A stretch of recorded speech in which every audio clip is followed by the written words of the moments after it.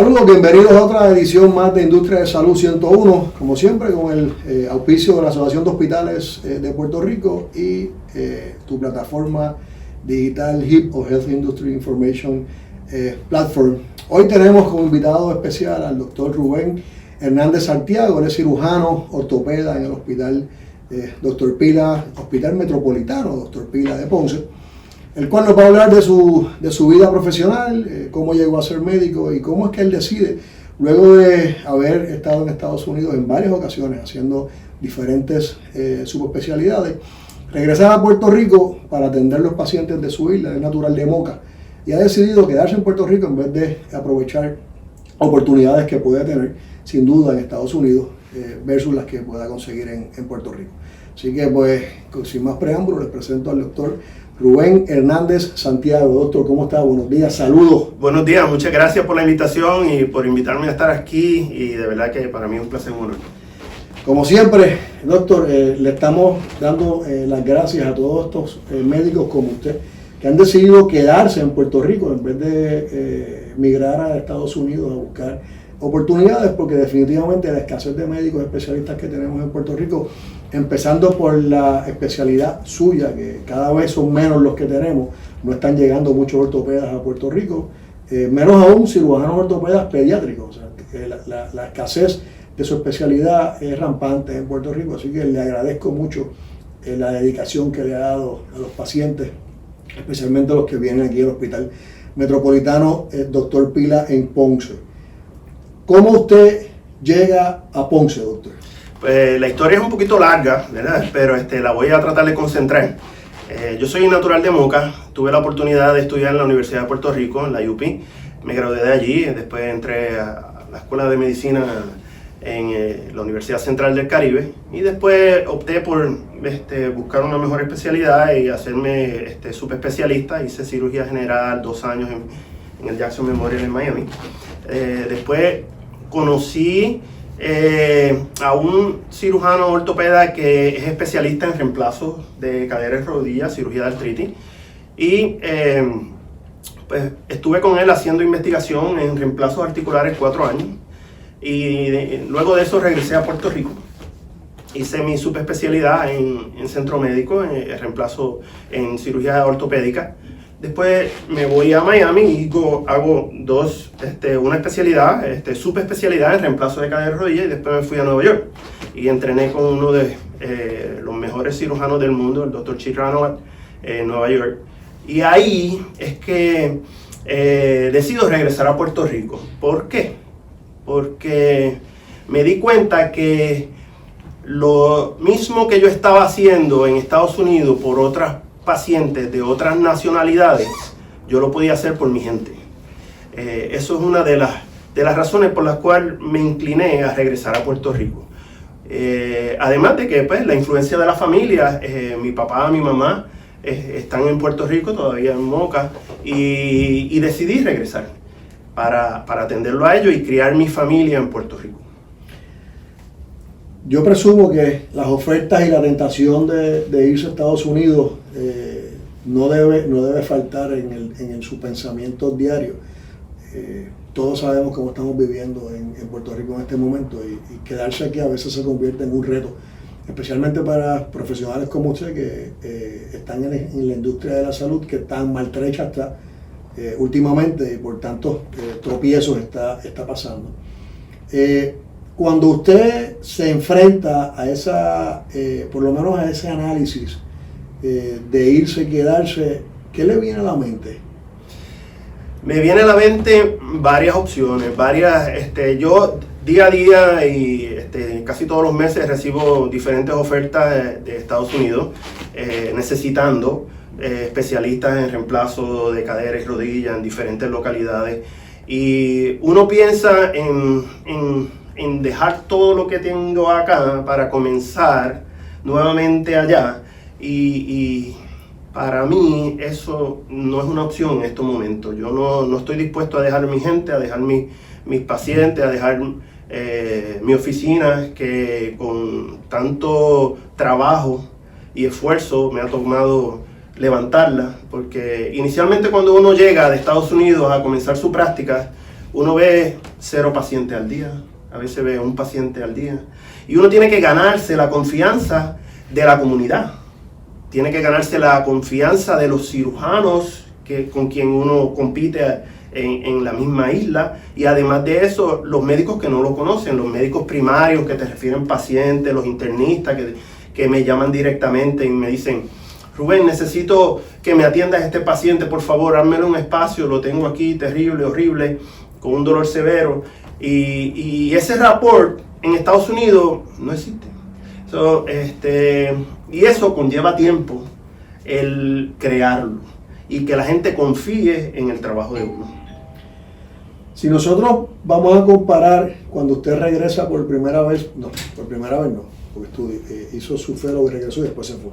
Cuando usted regresa a Puerto Rico y ya decide comenzar su práctica, ¿cómo usted compara esos momentos a los cuales, y los retos a los cuales se enfrentó, que ya uno de ellos nos los está explicando, que es el reto de ganarse la confianza no tan solo de la población, sino de este médico que le refiere al paciente, a usted, este colega suyo que dice, oye, identifica una necesidad que usted puede suplir al paciente y se lo refiere. Esos retos de esos años versus los retos que estamos viviendo ahora, sumándole lo que está aconteciendo con la pandemia. Pues, espectacular pregunta. Uno de mis retos más fuertes fue el yo preparar el equipo de sala de operaciones, el equipo de personal, el equipo de personal en mi clínica, ¿verdad? Cómo entrenar correctamente y que sean proeficientes, o sea, que sean profesionales, como lo son los técnicos de sala de operaciones, como son las enfermeras o enfermeros que nos asisten en sala de operaciones, que conozcan mis protocolos, que sean estrictos, ¿verdad? Porque no todo el mundo es igual. Y entonces un cirujano es tan importante, el cirujano y la experiencia del cirujano, como la experiencia de los asistentes, como el que pone el yeso, porque un paciente puede venir a mi oficina y necesitar un tratamiento cerrado de una fractura común, ¿verdad? Y yo le digo, mira, eso no está desplazado, lo podemos tratar con un yesito. Si el yeso se pone mal, la complicación es otra. Si yo no entreno a mi personal que haga lo correcto, pues, y sean proeficientes, pues el tratamiento que mejor le puedo dar yo como cirujano se ve afectado. Igual en sala de operaciones. Qué bueno que trae ese tema. Casualmente anoche yo comencé a dar clases en la maestría de Derecho de Salud que recién comenzó en la Escuela de Derecho de la Pontificia Universidad Católica. Y la clase que estoy ofreciendo tiene que ver con las prácticas médicas. Y le estaba yo comentando a los estudiantes que cada práctica médica es un mundo diferente. No es lo mismo una práctica médica de un internista, de un cirujano general. Y ahora pues la audiencia puede identificar que detrás de usted hay un equipo que sin ese equipo no opera. Claro. O sea, no es solamente el doctor Rubén Hernández Santiago, es el doctor con su centro, y el centro es sala de operaciones, técnicos en la oficina. Es como la semana pasada que entrevistamos al doctor Jorge Martínez Trabal y su equipo en el Caribbean Vascular Center. Ellos tienen detrás de ellos un montón de empleados, con un montón de gente ayudando a que ese paciente se restablezca. Y lo mismo ocurre con usted. Son prácticas que, hasta cierta manera, son operaciones. O sea, es una industria lo que ustedes tienen dentro del Hospital Dr. Pila. Correcto. En este momento. ¿Cuántos empleados tiene todo este andamiaje de su operación? Bueno, en mi oficina somos 6 empleados, y además de eso, en sala de operaciones el team es vasto. Tenemos aproximadamente como 6 profesionales más, ya incluyendo los técnicos, incluyendo las enfermeras que se encargan, que están con nosotros y ven el paciente en sala de espera para sala de operaciones, evalúan el paciente y nos ayudan tremendamente. Además de eso, pues conocen mis protocolos. Hay pacientes, por ejemplo, la semana pasada llegó un paciente que estaba programado para hacerse un reemplazo total de rodilla, y el enfermero cuando va y lo evalúa se da cuenta que el paciente en la rodilla, antes de pasarlo, ¿verdad?, al área de evaluación de anestesia, tiene una lesión en la rodilla. Y entonces él me llama y me dice, doctor, tenemos esto, ¿cuál es? ¿Qué vamos a proceder? A lo cual yo decidí cancelar el caso porque fue una caída que se dio el paciente, pero entonces por ahí mismo va la incisión. El riesgo de infección, complicaciones posoperatorias en una cirugía que es electiva, pues no vale el riesgo. Yo prefiero ese paciente que se cuide, y yo los oriento y le digo, en la época antes a su operación, por favor, evite caídas, evite lesiones, evite que las hormigas le piquen, etcétera, etcétera, que pueda complicar una cirugía que, si no tuviera nada de eso, fuera completamente exitosa. Es una logística operacional detrás de cada intervención quirúrgica que usted hace, y esos empleados ya están entrenados debidamente para poder identificar cualquier issue que pueda ocurrir en la operación y alertarlo a usted de lo que está pasando. A veces nosotros, los que no estamos en esas operaciones, no entendemos, pero para que el público pueda entender un poco de qué consta el equipo que usted necesita para poder realizar estas intervenciones quirúrgicas, porque a veces no sabemos, y yo estoy consciente que cada bandejita que ustedes compran para ese tipo de intervenciones cuesta mucho dinero. Sí, eso es así. Gracias a Dios tenemos compañías que nos suplen ese tipo de bandejas, ¿verdad? Hay unas bandejas que son exclusivas del hospital, pero hay unas que tenemos en concesión, y esas compañías pues, nos permiten tener ya sea la bandeja como tal, pero también los diferentes tamaños de los implantes que vamos a utilizar. O sea, si un paciente se va a operar una rodilla, pues no todo el mundo es el mismo tamaño. Nosotros tenemos que determinar qué tamaño es el que vamos a utilizar. Y después que determinamos el tamaño que vamos a usar, tenemos que tener para cada rodilla uno izquierdo y uno derecho. Entonces hay diferentes tamaños, que algunos son hasta 12. Son 12 implantes izquierdos, 12 derechos. Los diferentes tipos de plásticos que se utilizan, los diferentes tipos de cabezas femorales o tallos, que son cortos o largos. O si este paciente, como ha pasado anteriormente, un paciente que tiene una osteoporosis severa y durante la cirugía el hueso es muy débil y se puede tener una pequeña fractura que hay que asegurar, entonces hay que tener un equipo bien complejo de esos implantes, que realmente es difícil, es costoso, y pues no todo el mundo lo puede tener en todos los hospitales. Yo tengo la dicha de que el Hospital Dr. Pila ha acomodado a mis necesidades y a las necesidades de mis pacientes el poderme permitir tener ese equipo aquí y yo suplírselo a los pacientes una vez tenemos la aprobación de los planes médicos, etcétera, etcétera. Y de verdad para mí, yo vivo en Disneylandia. Eso es importante, que el médico se sienta cómodo, que la relación del médico, en el caso de un profesional como usted que necesita el apoyo del hospital, pues sea una relación estrecha y simbiótica, ¿no? Donde ambos se den cuenta que necesitan el uno del otro para que este servicio sea exitoso. La tecnología nos está arropando, doctor.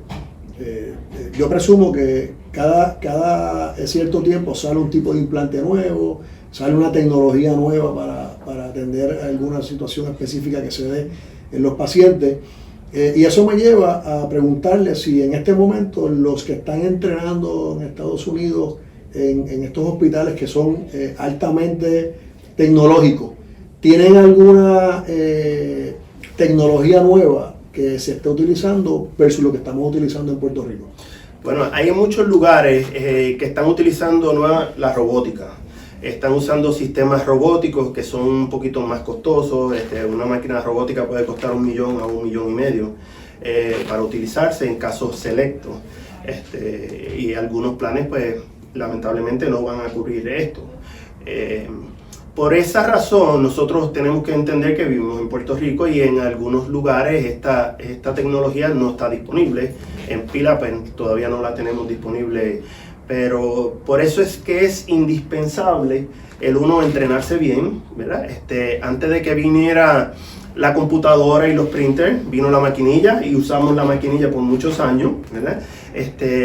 Y siempre esos equipos, ¿verdad? Por una u otra razón, pudieron fallar. Así que siempre hay que recordar, y es bien importante volver a la parte de que tenemos que tener el conocimiento, de que podemos utilizar la tecnología, pero también la vieja escuela. Tú sabes que le pongo el tema porque me he tropezado en varias ocasiones con conversaciones con colegas suyos que me dicen que en ciertas especialidades los estudiantes, los residentes que están entrenando en Estados Unidos, les es complejo tomar la decisión de regresar a Puerto Rico por la falta de tecnología en las instituciones, porque es en lo que ellos están entrenando y lamentablemente no tienen el conocimiento que usted muy bien acaba de explicar que debe tener todo profesional, que es la vieja guardia. Se me dañó el robot, pues tengo que meterle mano por la cuchilla y la mano, no tengo alternativa, pero en su especialidad estos muchachos que están entrenando podrían hacer ambas, o están tan inmersos en la tecnología que se les haría difícil no usar el robot y usar la vieja tecnología, si podemos decirlo así. Yo creo que muchos de los centros están haciendo ambas de las cosas. Están entrenando a las personas en robótica y además de eso están entrenándolo en lo que es el hacer un reemplazo total de cadera y rodilla con la vieja guardia, ¿verdad? Usando los sistemas que no son tan tecnológicos. Y eso es vital. Yo creo que eso debe ser parte complementaria. Deben tener ambos tipos de entrenamiento. Sí. A mi personal en sala de operaciones, cada vez yo lo estoy entrenando, reentrenando y así como usted es profesor, pues yo me siento profesor de ellos. Al igual que en mi oficina, siempre hay constante reentrenamiento y básicamente yo le llevo a ellos también lo que no han visto anteriormente, la historia de cómo las cosas se hacen, para que ellos también se vuelvan proficientes.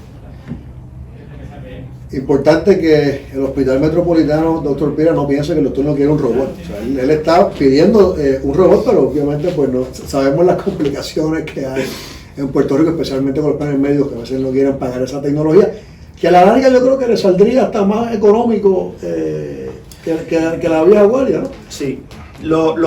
La tecnología como esa, lo que hace es que una persona que hace un reemplazo de rodilla una vez a la semana, pues pueda tener un mejor tipo de calidad que una persona que hace 6, 7, 8 reemplazos a la semana. Esa persona que hace muchos reemplazos a la semana, pues es más proficiente y es más técnico y realmente esa persona que no hace muchos de ellos, pues le lleva a tener mejores éxitos. No se vayan, vamos a coger un breve receso y regresamos y vamos a hablar un poquito del futuro de la ortopedia en Puerto Rico y cómo podemos atraer este nuevo talento que está entrenándose en Estados Unidos para que pueda servir las necesidades de Puerto Rico tal como el doctor le está sirviendo en este momento. Venimos ya mismo.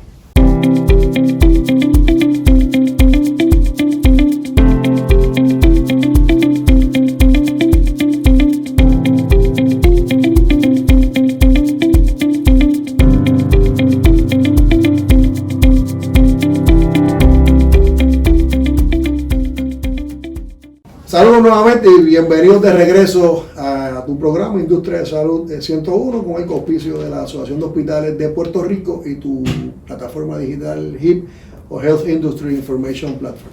Aquí regresamos con el doctor Rubén Hernández Santiago, cirujano ortopeda en el Hospital Metropolitano Dr. Pila de Ponce, y vamos a hablar un poquito de cómo el doctor veterano ya en la ortopedia ve el futuro de la ortopedia en Puerto Rico. Sabemos que son escasos los ortopedas en Puerto Rico, más aún en sus especialidades como la cirugía ortopedia pediátrica. Así que, doctor, ¿dónde usted posiciona sus colegas en un futuro mediano y largo plazo, tomando en consideración que no están llegando muchos a Puerto Rico con la especialidad de ortopedia en cualquier rama de la misma? Y los que están, pues se me están poniendo ya maduritos y están prestos a retirarse, y es una de las especialidades que económicamente pues uno ya cuando lleva 25 o 30 años de la práctica pues económicamente está saludable, ¿no? y pues a veces deciden retirarse más temprano para evitar o continuar cargando con los riesgos que tiene operar una práctica médica como la ortopedia. ¿Dónde la vemos en un futuro? Bueno, actualmente en Puerto Rico se gradúan 4 cirujanos ortopedas al año.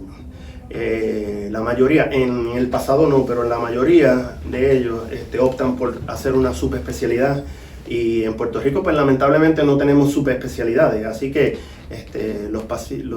estos residentes que se gradúan se convierten en ortopedas, se van a Estados Unidos a diferentes centros y ahí ven la luz de muchas cosas que no tenemos en Puerto Rico, el tipo de tratamiento, el backup en cuanto a lo que es los servicios ancilares que tengan los diferentes hospitales.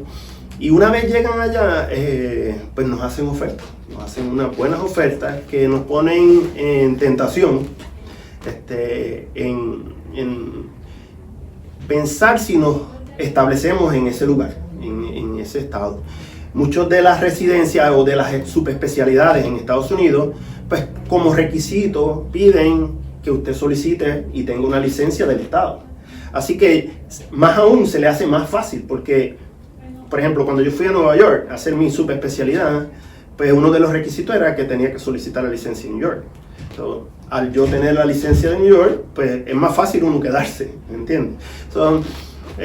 Yo creo que la escasez en Puerto Rico en este tiempo está basada mucho en las cosas que están pasando, definitivamente, y una manera que yo veo que se puedan atraer a ese tipo de médicos es enamorándolo en cuanto a identificar ese residente que es bueno, que se ve que tiene las ganas de progresar y enamorarlo y decirle, nos gustaría que fueras parte de nuestra facultad cuando termines tu subespecialidad, queremos saber tus opciones, pero hay que buscarlo, no esperar que ellos lleguen, sino que ir a reclutar.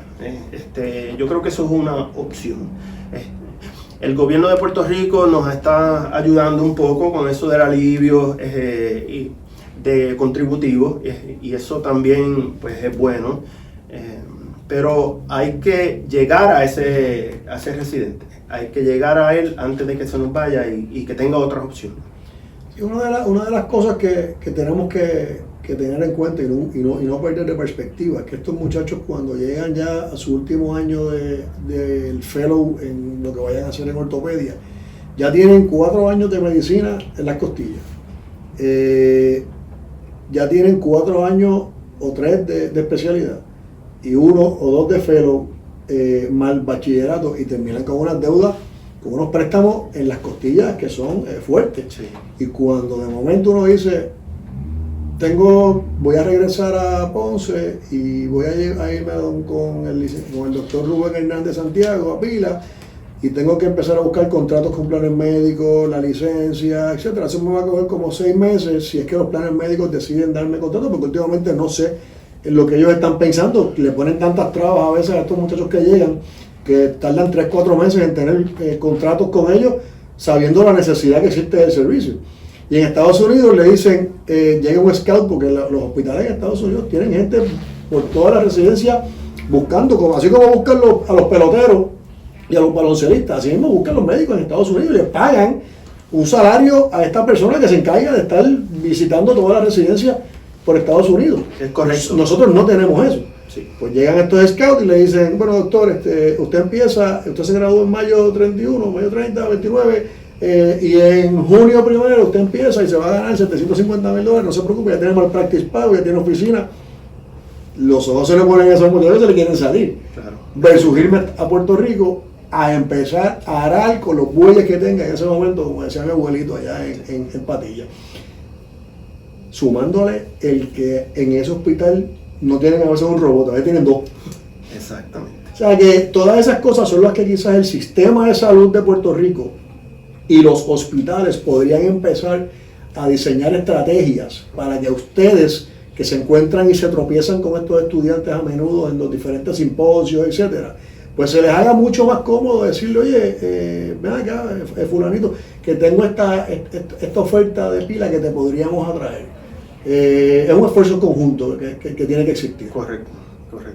Pero sería algo que pensar y unas estrategias que se podrían desarrollar y serían bien beneficiosos para la isla y en retener ese tipo de profesional que tan escaso está. Doctor, el futuro del doctor, ¿hacia dónde vamos? Bueno, yo, mi futuro lo veo de aquí a 5 años, voy a estar en el mismo sitio.